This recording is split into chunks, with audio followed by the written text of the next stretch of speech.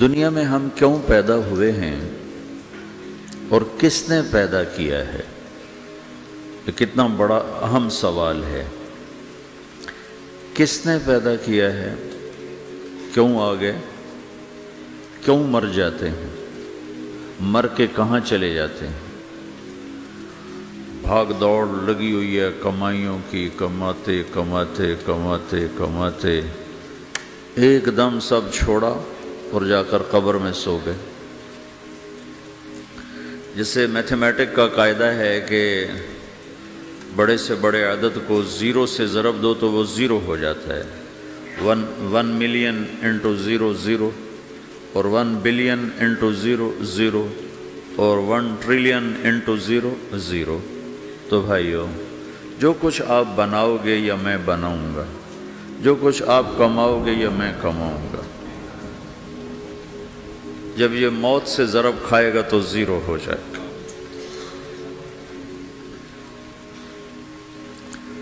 عزت، شہرت، دولت، بلندی انٹو موت زیرو، گمنامی، فقر، ذلت، پستی موت سے ضرب زیرو، حکومت، وزارت، صدارت موت سے ضرب لگی زیرو، جھونپڑا، بیماری، غربت ضرب موت زیرو۔ میں مکہ میں تھا جب ملک فہد مرحوم فوت ہوئے۔ ملک فہد کی بڑی خدمت ہے مسجد نبوی اور حرم کے لیے۔ تو عصر کے بعد جنازہ تھا غائبانہ، تو وہاں اعلان ہوتا ہے الصلاۃ علی المیت۔ جب وہ جنازہ ہوتا ہے تو کہتے ہیں بھائی میت کی نماز کے لیے سب تیار ہو جاؤ۔ تو میرے ذہن میں تھا کہ آج ان کا بادشاہ مرا ہے، اس کو کیا کہیں گے؟ تو عصر کے بعد میں کان کھڑے کر کے بیٹھا ہوا تھا کہ اب یہ کیا اعلان ہوگا۔ ہر نماز کے بعد تو ہم اعلان سنتے ہیں الصلاۃ علی المیت، مردہ کی نماز پڑھو بھائی۔ میں آج ملک فہد کا جنازہ ہونے لگا ہے تو کچھ تو لمبے چوڑے ساتھ ملائیں گے آگے پیچھے۔ تو بڑی حسرت ہوئی جب کانوں میں یہ آواز سنی الصلاۃ علی المیت، میت کی نماز۔ مرتے ہی سارے ٹائٹل اڑ جاتے، وہ ملک ہو، وزیر ہو، مولانا ہو، پروفیسر ہو، ڈاکٹر ہو، انجینئر ہو، لائر ہو، وہ بزنس مین ہو، وہ سائنسدان ہو، لیکن جب موت کے ساتھ ضرب لگتی ہے تو زیرو ہو جاتا، اسی وقت سارے ٹائٹل زیرو ہو جاتے۔ اور گھر والے کہتے ہیں ڈیڈ باڈی اٹھاؤ، ڈیڈ باڈی اٹھاؤ۔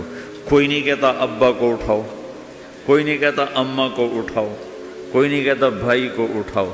میت اٹھاؤ بھائی، میت اٹھاؤ بھائی، ڈیڈ باڈی اٹھاؤ بھائی۔ ساری زندگی کی محنت اگر یوں ہی ختم ہونی ہے تو اس زندگی کا فائدہ کیا ہے؟ اس کمانے کا فائدہ کیا ہے؟ اس بنانے کا فائدہ کیا ہے؟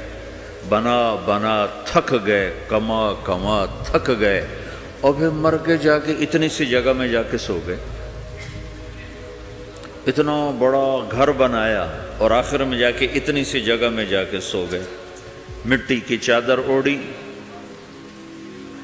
اور مٹی میں مٹی ہو کر قبر کا نشان بھی ختم ہو گیا۔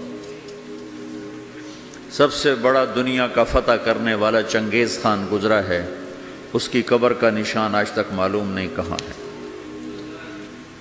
تو اب یہ میں نے سوال اٹھایا ہے کہ ہمیں کس نے بنایا، ہمیں کیوں بنایا، ہم سے کیا چاہتا ہے، موت کیا چیز ہے، موت کے بعد کچھ ہے یا زیرو ہے؟